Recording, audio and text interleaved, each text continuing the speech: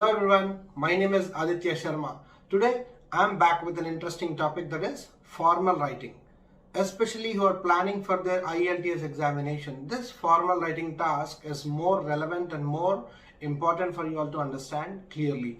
So today we will discuss about writing and its importance and what are the serious skills required, or what are the tips to write in a better format. Let us see in detail. So writing, generally whatever the writing task you have done so far, that is completely different from IELTS writing task. So IELTS writing task is more keen about your writing skills and how it is to be. Let us see that. We will discuss in detail now. So writing in IELTS examination will have different types of tasks. For example, if it is academic test, you have to take take the challenge of writing picture description or something like a report writing, and the other task is something like a common essay writing. But for general test takers, it is something like a letter writing and essay writing. And essay writing is common for both academic and general people. But now the point is formal writing. What is this formal writing? Why can't be a writing be informal? So that's the main point here. So what is the difference between formal and informal? Something like, can I put it something like quality or the appropriateness of vocabulary? That plays a key role in this formal writing. How to handle this writing part, or how to handle this writing task in IELTS. This writing task in IELTS involved with 4 different main aspects. They are content, grammar, vocabulary, and finally organizing your content. This is the main part of your writing task in IELTS examination. So let us see in detail what are those. But before that, I just like to talk about the content first.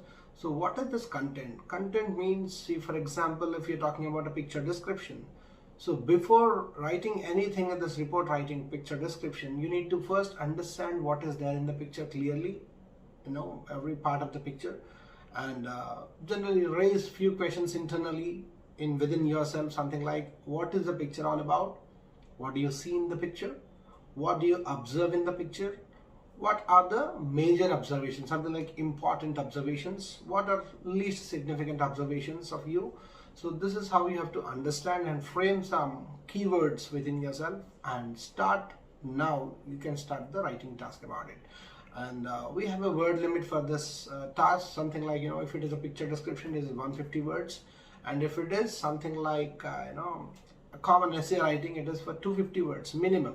So 150 and 250 words means it is for minimum 150 words. Maximum, that's an interesting task. Let us see in detail. So maximum is something like 150 to 180. Can I say something like that? It would be more reasonable if you go with 180, 190 is fine. And for 250, the essay writing 250 to 280, 290 would be most reasonable thing. If you write more than that, what happens is something like it is killing your time. But let us put your point very effectively within the word limit given. So coming back to the content part. So how this content is generally divided into 3 major parts in any write-up. Something like introduction, body or the main idea of the write-up, and finally end up with your conclusion. So these are the 3 major splits of your content. So content is divided in this way: introduction, main idea, or generally we call it as a body, and finally conclusion. Introduction, body, and conclusion. This is the split of your write-up. So the next level is, after content, I'm talking about vocabulary. So vocabulary, when I say vocabulary, it is more like using appropriate vocabulary. It is not something like bombarding with all the toughest words. Let us not be so tough to let us not use the toughest language in this. Let us try to be as simple as we can. That clearly conveys a better writer. Because when you try to use a complex or complicated language, what happens is you may be inappropriate sometimes. So better not to use a complicated language, better try to use a simple language which gives you an accurate result. So let us try to be as simple as we can. So there's a fundamental thing about the vocabulary part. So coming to this vocabulary part, appropriateness of vocabulary is something like, I'll give some examples on this. Let us try to use the formal vocabulary rather using informal vocabulary. If you use formal language, that is more appropriate for the writer. So replacing few informal words with formal words. Let us see in detail with few examples. That is, ask, inquire, ask for, request, to book, to reserve, to seek help, to seek assistance. I need it, I request it, to get it, to receive it, to help, as I told just now, to help, to assist, wait for, awaiting. So these are few examples of using formal to informal language. The same way, so when you wanted to express a feeling, something like I'm very happy, you can replace it with I'm elated or I'm ecstatic. If you want to express I'm very angry, replace it with I'm furious. I'm very sad, replace it with I'm depressed. I'm so scared or I'm very scared. You can replace it with I'm frightened or I'm afraid. I'm afraid of. If you want to express it is too large, you can replace it with it is gigantic. It is monumental. In spite of using I'm very tensed, replace it with I'm anxious or I'm nervous. In spite of saying very beautiful, replace it with glorious. In spite of using very handsome, you can use it something like I'm attractive. In spite of using very ugly, replace it with unattractive. In spite of using very important, it is very important, replace it with it is significant, it is essential, or it is crucial. So these are few techniques where you can replace the formal words with informal words, or replacing this formal words is very much important to improve your vocabulary. So the next part is grammar. Grammar is seriously important in your write-up, where the examiner or the scrutinizer will focus on your write-up very clearly in depth. That is, looking at the case sensitivity, that is usage of uppercase and lowercase letters in your write-up, particularly where you have to use uppercase, where you should not use the uppercase. That is crucial about this case sensitivity. And the second level is spell check. You have to focus more on your spellings. You should not have any spelling errors in your write-up. That is most important part.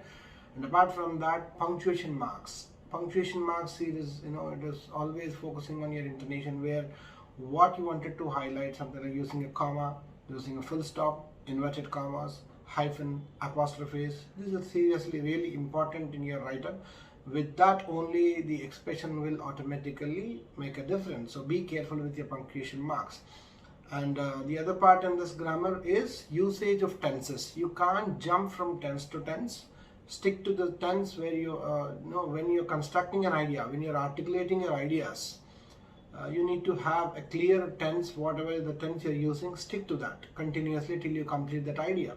So when you start your ideas, or when you articulate your ideas in a clear tense, that is seriously a good thing for your write-up analysis. Otherwise, the examiner may take a chance to reduce your score. So be careful about it. So apart from this, tenses, and the final part is usage of helping verbs or usage of main verb form V1, V2, V3. This is also one of the important tasks you need to observe. So you need to recheck your content. Once you are done with your write-up, you need to focus more on your rechecking. You need to re-verify your content completely. That is most important point. So this is all about grammar. And finally, organizing. Organizing your content is so important. That is seriously essential task in your write-up, because it should have a chronological order. It should follow the chronology, and in simple I can say something like coherence and cohesion. So you need to maintain the coherence between your ideas in sentences or paragraphs. This is really essential thing you need to understand. And apart from that, when you organize your content, idea after idea, what to be done, introduction, body, conclusion, as we discussed earlier, So you need to follow this pattern very clearly so that the examiner or the reader would understand what you're trying to convey. So it should, as I told you, it should have a chronological order. So be careful with this. So I repeat this. First is content, vocabulary. First is content. Second is vocabulary. Third one is your grammar, and last and final part is your organizing content or organization, simply to put it up. So this is what the clear writing skill is conveyed in this manner. So apart from that, there are a few tips to write in a better format, or to make your writing better. There are a few tips to be followed.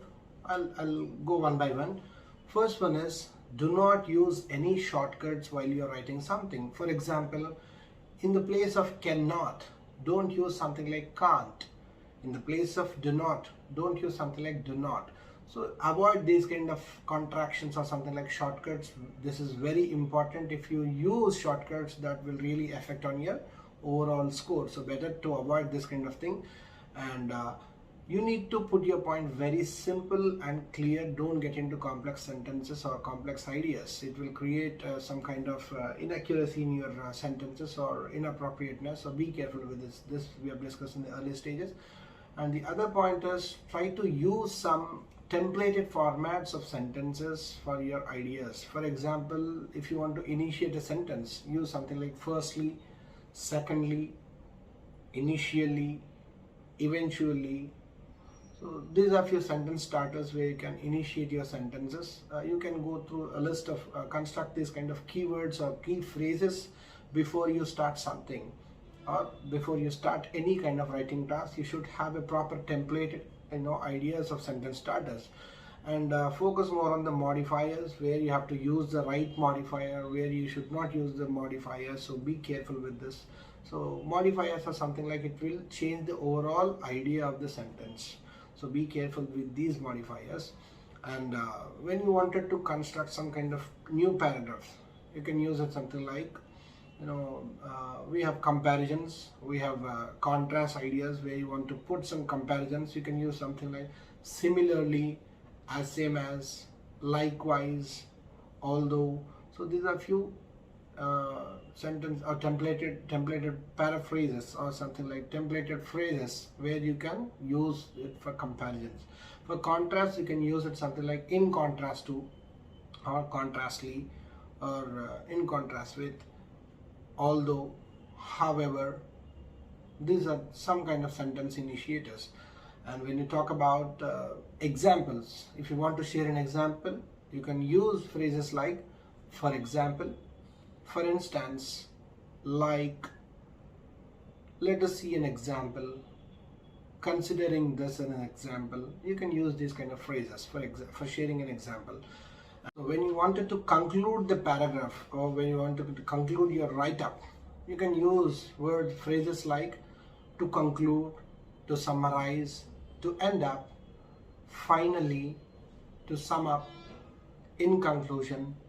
You can use these words when you wanted to conclude your write-up. So these are few templated phrases where you have to work on to have a better conversation.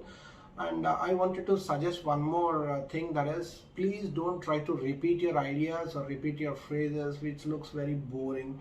Try to use synonyms as much as possible for every phrase, whatever you see in the question. Try to rephrase your question in a different way, or generally we call it as paraphrasing. It looks very new for you, but paraphrasing is something like rephrasing your question with your own words, with your own ideas. That is how you need to paraphrase your question. That is also one of the important points. And finally, I would end up my suggestions with one thing, that is, please try to read your write-up completely end to end and check your word count, verify your word count finally before you complete or before you hand it over to the examiner. So please, this is very much important. Try to understand this point. You need to check, you need to re-verify your write-up completely for spell check, for any corrections to be done, for any errors to be noticed. Just go through all the errors, and please try to rectify your content before you hand it over. And the last but not least suggestion is, if you're preparing at home, if you're preparing your IELTS examination, at home, just try to get checked, or your content need to be get checked by the expert. So please reach any expert for getting checked your the content, getting verify your content. So once you start practicing at home, and once you're done with sample write-ups or the preparation, this has to be verified by an expert. Just go through or reach any expert for better suggestions. Okay, so I think we are done with the major part of writing tips. So I wish you all the good luck for your IELTS examination.